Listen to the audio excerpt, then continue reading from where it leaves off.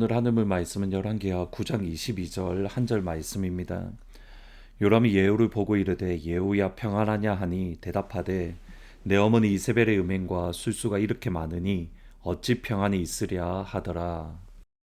짧은 기간 살았지만 남부의 달라스와 그리고 지금 저희들이 살아가는 동부 커네티켓의 분위기는 사실 차이가 있습니다.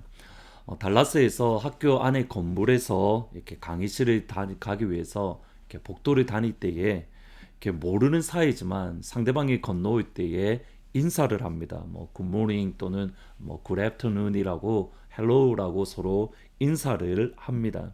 이렇게 한국에서 모르는 사람에게 인사를 하는 것 그랬던 적이 없기 때문에 참 그 문화가 생소하고 또는 적응이 되지 않았습니다. 근데 상대방이 인사하니 저도 안 할 수 없어서 같이 헬로우라고 인사를 했던 기억이 있습니다. 근데 사람이 참 간사하다 싶은 게 어느 순간에 그 가운데에 적응이 돼서 이제는 제가 먼저 헬로우라고 굿모닝이라고 인사하는 것이 자연스러워졌습니다. 그러다가 동부로 와서 이제 그 자연스러운 모습대로 지나가면서 굿모닝이라고 인사를 하는데 상대방은 그냥 휙 하고 지나가는 아무런 반응이 없는 겁니다. 그때 느꼈던 것이 동부와 남부는 확실히 차이가 나는구나라는 생각을 가졌습니다. 미국의 인사는 주로 뭐 굿모닝, 좋은 아침입니다라는 이런 표현을 사용을 합니다. 일본에서는 곤니찌와라는 말을 쓴다고 하는데 그 뜻은 오늘은 어떻습니까? 또는 오늘 기분은 어떠하십니까? 라는 의미라고 합니다. 요즘에 한국의 인사말은 뭐 좀 변하기는 했지만 제가 어렸을 때에 가장 많이 했던 인사말 중에 하나는 이거였던 것 같습니다. 진지 드셨습니까? 밥 먹었나? 이 두 인사말을 참 많이 사용을 했고 또 제가 들었던 것 같습니다. 좋은 아침입니다. 이렇게 인사하는 것보다 밥 먹었나라고 물어보는 이유가 뭘까? 인터넷을 찾아보면 주로 한국 전쟁 이후에 한국이 정말 어려울 때에 경제적으로 힘이 들었을 때에 밥 한 끼 제대로 먹지 못하던 그 상황 속에서 자연스럽게 밥을 먹었나라는 질문이 인사말이 되었다라고 합니다. 이와 비슷하게 이스라엘의 인사말은 샬롬입니다. 샬롬, 평안, 평강. 오늘 읽으셨던 본문 말씀에 보시면 샬롬이라는 단어가 계속 등장을 합니다. 엘리사는 그의 제자를 예후에게 보내어 왕으로 기름을 부었습니다. 예후를 왕으로 기름 부었던 이유는 분명합니다. 오늘 9장 6절 7절에 보시면 예후가 일어나 집으로 들어가니 청년이 그의 머리에 기름을 부으며 그에게 이르되 이스라엘 하나님 여호와의 말씀이 내가 내게 기름을 부어 여호와의 백성 곧 이스라엘의 왕으로 삼노니 너는 내 주 아합의 집을 치라. 내가 나의 종 곧 선지자의 피와 여호와의 종들의 피를 이세벨에게 갚아 주리라. 예후를 이스라엘의 왕으로 새로운 왕으로 세우신 하나님의 이유는 선지자들의 피 그리고 하나님의 종의 피를 이세벨에게 갚아 주는 겁니다. 그들이 흘렸던 하나님의 사람들에 대한 그들이 지었던 죄를 그들에게 다시 돌려주는 것, 그들의 하나님의 선지자를 죽였던 죄에 대한 또는 핍박했던 죄에 대한 하나님의 심판입니다. 예후는 하나님의 말씀을 듣고 즉각적으로 일어나서 반란을 일으킵니다.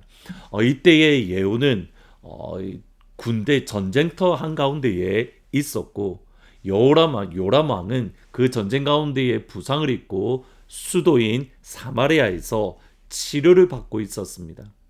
예후는 전쟁터에서 군대를 빼서 다시 사마리아로 가서 그가 반란을 일으킵니다. 예후의 병사들이 사마리아에 다가왔을 때에 멀리 파수꾼들이 병거가 오는 것을 보고 보고를 합니다. 9장 17절에 보시면 이스라엘 망대가 파수꾼 하나가 서 있더니 예후의 무리가 오는 것을 보고 이르되 내가 한 무리를 보나이다 하니 요람이 이르되 한 사람을 말에 태워 보내어 맞이하라 평안하냐 묻게 하라 하는지라. 사마리아로 다가올 때에 요람 왕은 한 사람을 보내어서 평안이냐라고 물어보라고 질문하라고 표현합니다. 이 질문의 의미는 크게 두 가지입니다. 첫 번째로는 우리 군대라고 한다면, 북이스라엘에 속한 군대라고 한다면 지금 전쟁이 한참인데 전쟁의 결과가 어떠한가를 보고하고 확인하기 위함입니다. 전쟁에서 승리했는지 아니면 전쟁에서 패했는지, 전쟁에서 유리한 상황인지 전쟁에서 불리한 상황인지 확인하기 위함입니다. 두 번째로 우리와 같은 군대가 아니라면 지금 평화협정을 맺기 위해서 오는 것인지 확인하려고 함입니다. 이러한 질문들, 이러한 상황을 볼 때 예후는 여호람, 당시 북이스라엘 왕 요람은 예후의 군대를 그렇게 위협적으로 느끼지 않았던 것 같습니다. 그냥 조그만한 군대가 조그만한 사람들이 오는 것, 그러니까 그냥 파병 정도 이렇게 보고하러 오는 그러한 몇 명의 사람으로만 이해를 했던 겁니다. 평안이라는 질문을 들었던 예후는 평안이 무슨 상관이냐, 너는 내게 뒤로 다가서 나를 따르라 라고 말을 합니다. 이스라엘 왕 요람이 보냈던 병사들은 이것이 예후의 반란인 것을 알고 흥미롭게도 많지는 않지만 그 편에 서서 반란에 동조하는 것을 보게 됩니다. 또 다른 군사를 보내었지만 그가 오지 않자 이번에는 요람 왕, 북이스라엘 왕 요람이 직접 나서서 예후를 맞이합니다. 그리고 22절에 보시면 이스라엘 왕 요람이 예후를 보고 이르되 예후야 평안하냐 하니 대답하되 내 어머니 이세벨의 음행과 술수가 이렇게 많으니 어찌 평안이 있으랴 하더라. 평안이냐라는 이스라엘 왕의 질문에 예후는 너의 어머니 이세벨의 음행과 술수가 많기 때문에 이스라엘에 평안이 없다. 곧 이세벨로 인해서 바알과 아세라를 섬기고 하나님을 떠나고 하나님의 백성들을 핍박하고 또 하나님의 종들을 죽이고 우상을 섬기는 이 땅 가운데에 어떻게 평안이 있을 수 있겠는가? 평안이 없다라고. 평안을 없앤 사람이 평안에 대해서 질문을 하니 그것이 아이러니한 것이 아니냐고 오히려 반발을 하고 있는 겁니다. 실제로 14절부터 26절까지 평안이라는 단어가 7번 등장합니다. 17절, 18절, 19절, 22절, 23절 때로는 두 번씩 반복되면서 이스라엘의 평안을 끊임없이 이야기를 하지만 그 가운데에 평안이 없는 상태, 샬롬에 대해서 끊임없이 이야기하지만 샬롬이 없는 상태, 이것을 이야기하고 있는 겁니다. 그리고 이것이 우리의 모습은 아닌지 점검해 보아야 됩니다. 샬롬에 대해서 이야기하지만 정작 샬롬이 없는 상태, 샬롬에 대해서 이야기하지만 평강이 우리에게 없는 상태. 그러면 진짜 평강은 어떻게 얻을 수 있습니까? 요한복음 14장 27절에 보시면 평안이 너희에게 끼치노니 곧 나의 평안이 너희에게 주노라.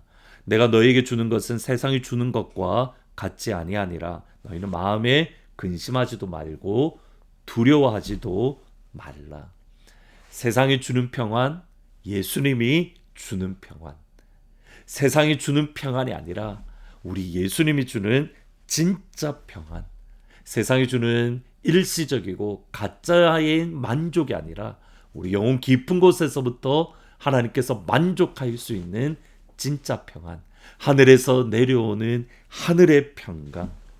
이 평강이 오늘 하늘문 모든 가족들에게 임하기를 주님의 이름으로 축복합니다. 그래서 오늘 하루를 마감할 때에 찬송가의 고백대로 내 영혼 평안해, 내 영혼 평안해.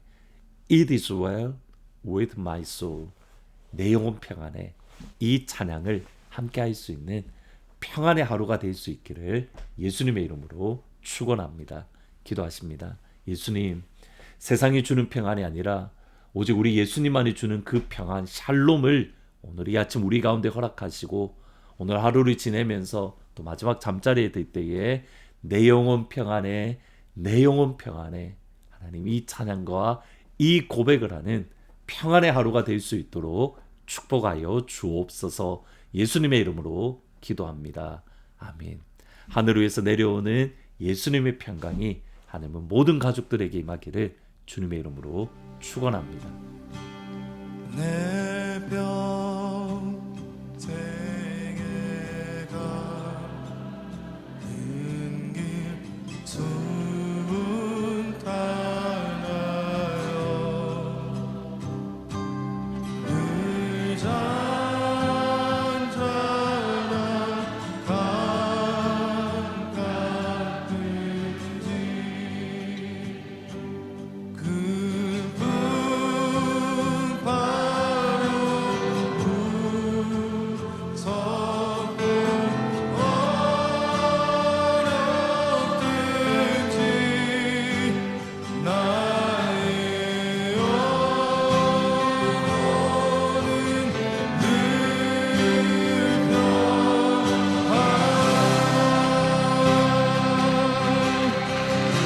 정하기는